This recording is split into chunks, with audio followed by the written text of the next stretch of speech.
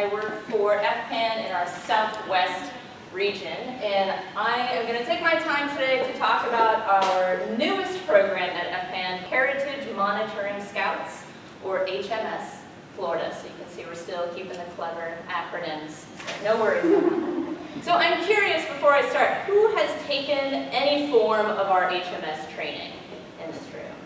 Some of you have, some of you haven't. Okay, perfect. So I'm going to talk about the HMS program and also our first initiative within this larger HMS program called Cemetery Dash. So I'll go over HMS in general, sort of what the goals are of that. I'll talk about the Cemetery Dash initiative. I want to tell you a little bit about the population that I get to work with down in Southwest Florida, how we set up our trainings, what sorts of things we have to teach people about to do this, the HMS training and Cemetery Dash initiative. And then I'm going to end with some numbers and kind of tell you where we're at and what we were able to accomplish with the Cemetery Dash initiative. So to begin with, the HMS Florida Heritage Monitoring Scouts Florida program is basically a way to allow the public to take their interest in and their passion for archaeology and history in Florida and to make a tangible contribution to protecting the sites that they care about. We focus very specifically and purposefully on coastal sites. We talk a lot about climate change and sea level rise in this program. So we work at places like Calusa Island, which is on the right here. This is a huge shell midden that is eroding into the ocean.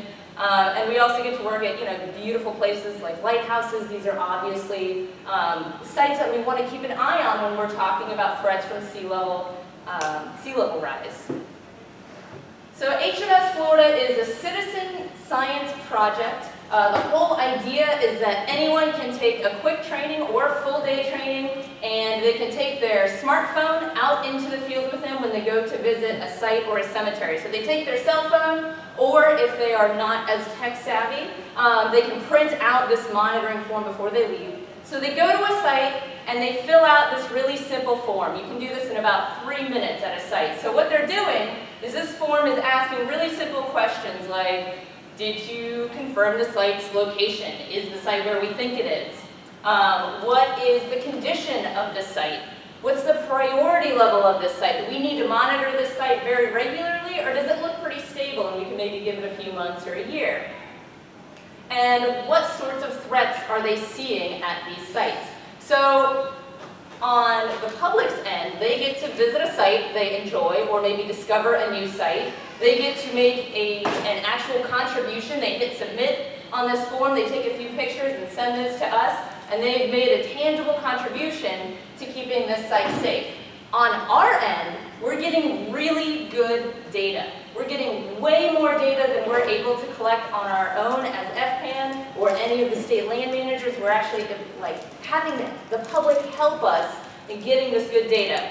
So we're getting information like site location, site stability. We're being able to identify threats at these different sites. And not only that, but we have ongoing monitoring efforts. So we can see the way a site changes over time, which is really important, especially here in Florida with hurricanes, large storms. Matthew has been a really big kind of eye-opener for us on how useful this program is, because we can see what places look like before a storm and directly after. So that's kind of the HMS program in a nutshell. So when we launched this program last August, and I should also say this is the brainchild of Sarah Miller. So as we all know, she's a genius. So she has done an amazing job of getting this program off the ground, of getting everyone excited and behind it, of getting the backing of the state of Florida so that land managers can use this program to monitor their lands. So when we were first launching this program in August of last year, we were trying to figure out what's a good initiative to introduce this. How can we take something we know people love and kind of use HMS Florida as a way to help them love it more? And that's when we came up with the Cemetery Dash initiative. So the whole idea behind Cemetery Dash is our goal was to monitor 50 cemeteries in Florida by March 1st of 2017. So we started in October, and our goal was by March to monitor 50 different historic cemeteries in Florida. The reason that we focused on cemeteries, they're usually publicly accessible, they're easy to get to, many of them are well maintained. We know that, especially if a cemetery is publicly accessible, there's not really too much of a threat for ideas of, we'll say, protection and things like that. So we can't send people to a burial mound, for example, right? Those are protected site locations, but cemeteries everybody knows about. So it's nice to be able to send people out to a cemetery. Not only that, but FPAN has been working for years to build up its CRPT program, to get people interested in cemeteries, to teach them how to work in cemeteries. So it works really, really nicely.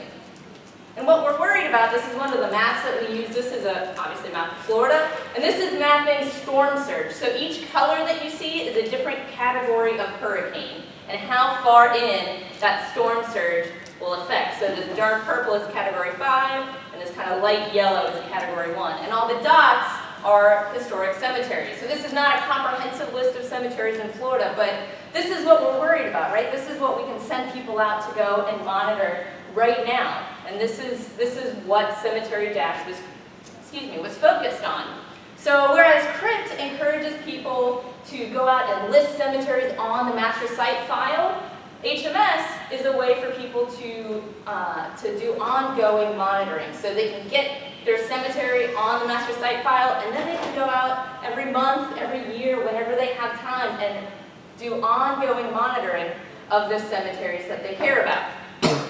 All right, so that's a little bit about Cemetery Dash. Now, I just want to tell you all, a little bit of who I get to work with down in Southwest Florida. So when we were introducing the HMS program and the Cemetery Dash initiative, I always have to think about, who my audience is. And in Southwest Florida, I have lots and lots of snowbirds. I have a 22% jump in population during the winter months in my region. So what this means for me is not only are my snowbirds, but also many people who live in Southwest Florida year-round are retired. So they are kind of done with their quote-unquote real job, and they get to focus on things that they care about, that they love. And this creates a really dedicated volunteer base. I know of multiple sites, archaeological sites, that are maintained and run by almost exclusively volunteers. So we have very, very dedicated people in Southwest Florida. Not only do we have dedicated individuals, but we also have a focus kind of on a governmental and county level.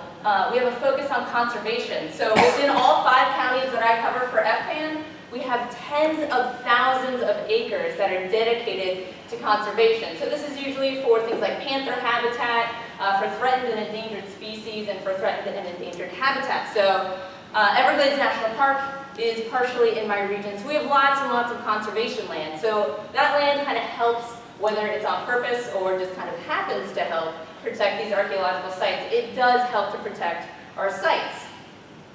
So when I'm thinking about my population and how to get them interested in the HMS program and in the Cemetery Dash initiative, we had sort of a twofold approach.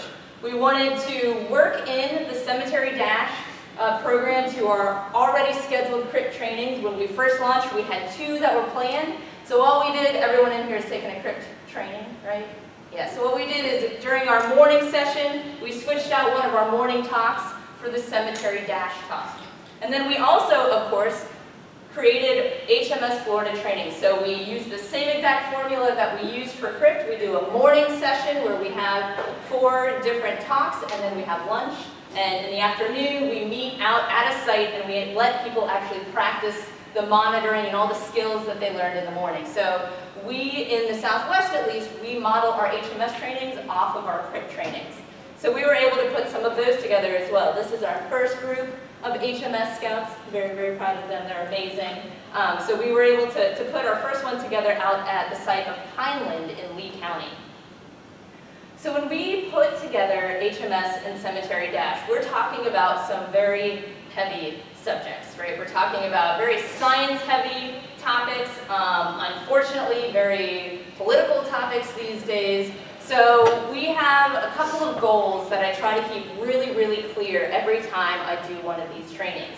My first goal is always to talk to people about the science of climate change and sea level rise. There's all sorts of stuff flying around about whether it's true, whether it's not, what's happening, what are people worried about, is everyone overreacting, are we underreacting? So my first goal is to just kind of calm everybody down and get everybody on the same page with the science, the facts, things that have already happened that we're able to measure and talk about as science. So my big challenge is to make this graph interesting and engaging. So we spend, I'll do my best to make it interesting and engaging here, but normally this takes about 15 minutes on its own. So what we talk about is how scientists measure CO2 levels in the atmosphere. We talk about their 1,000-foot ice cores that they take up at the ice caps and how they pull bubbles out of the ice to measure the CO2 levels from the bubbles, which just blows my mind. So we talk about how scientists measure CO2 levels, and then we talk about how those CO2 levels are correlated with global temperature and how we can see these correlations over the last 400,000 years in both CO2 concentration and in global temperature. And then we tie it all together with sea level rise. So I come back to many times this little spike at the end, which, in case you don't know, this is the spike that we're worried about, this spike in CO2 concentration in our atmosphere. So what we're worried about, so this is the facts, right? So I try to get everybody kind of on the same page. I give them lots of resources if they want to learn more. But I want people to leave this training with a slightly better understanding of sea level rise and of climate change. So then we talk about the projections, right? So we talk about if all of these other numbers catch up with this big old spike, what are we worried about? And this is really what we're worried about. So we talk about our second goal, which is to help people understand the future threats of sea level rise and climate change. I use this map. This is a NOAA sea level rise viewer. You can find this online for now at least, and you can actually, they have a fun little slide bar so you can see where it's going to flood with 1 foot, 2 foot, all the way up to 6 feet of sea level rise. So I tell people that what we're worried about is we could potentially see a 6-foot sea level rise in the next 80 years if all of those trends continue. So in Southwest Florida, I try to bring this home. I use this actual, this cutout of this map, this screenshot. All of our major cities in Southwest Florida are going to be affected by a 6-foot rise. So this is something that we're a little bit worried about, right? I want people to understand why we're worried and to be able to see these effects and kind of bring it home for them. Our third goal is to show them what's happening now. So we talk about all these projections and what might happen. Well, what can we actually see happening today? So I love to use this picture. This is Fort Lauderdale during a king tide. So this is not a hurricane, this is not storm surge, this is just a really high tide. I can guarantee you these people did not build their house with the idea that their front yard would flood, right? So we can see these effects in our daily lives. And a lot of times I have folks who are attending my trainings and they've seen sea levels rise in some way during their lifetime. So usually that kind of gives me a nice jumping off point with folks. So we talk about sea levels, increased tides, storm surge, and all of these things that we can actually see on a yearly basis right now. So we talk about all of that stuff for HMS and for the Cemetery to Ash program. And then I focus in on the cemetery. So I again use this nice storm surge map that we have. This is a beautiful map that Kevin made. So this shows multiple different threats. It includes storm surge, but it also includes things like construction and things like that. So all of these little green circles are areas that we should be really worried about. So as you'll notice, all of Southwest Florida is green. So again, things that we're worried about. And I should mention these dots are all cemeteries. So we use maps. I want to show people kind of the broader picture. I want to show them the models and the impacts that we're worried about. And then again, I try to bring it home. So I show them pictures of things that are actually happening. So these are examples of threats of storms. So this is not storm surge.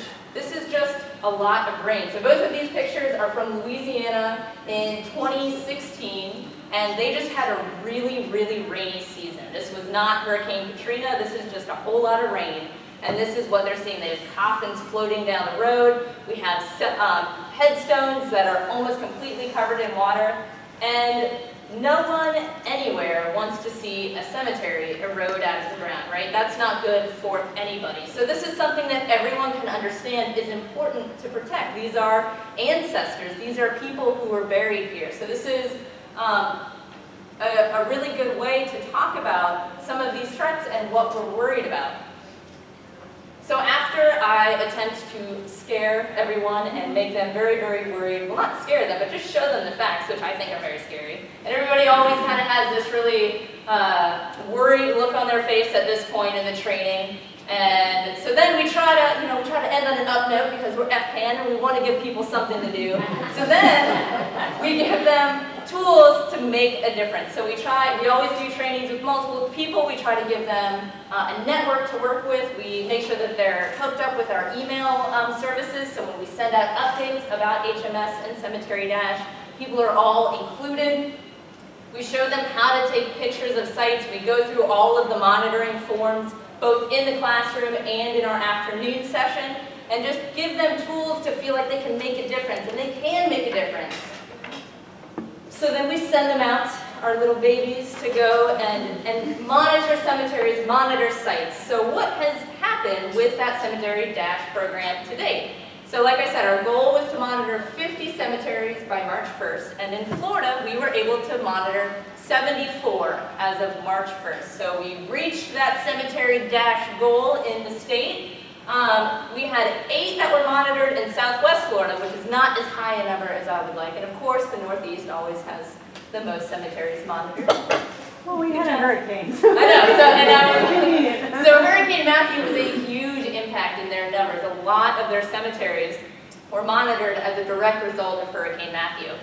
So since March 1st, though, we've had 5 more cemeteries monitored in the Southwest. So this shows me that this program is working. People care about cemeteries. It's a good place for them to go and an easy place for them to find and monitor.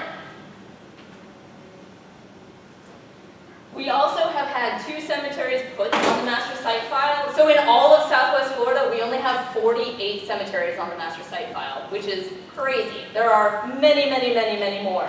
So this reporting issue is one of our biggest challenges.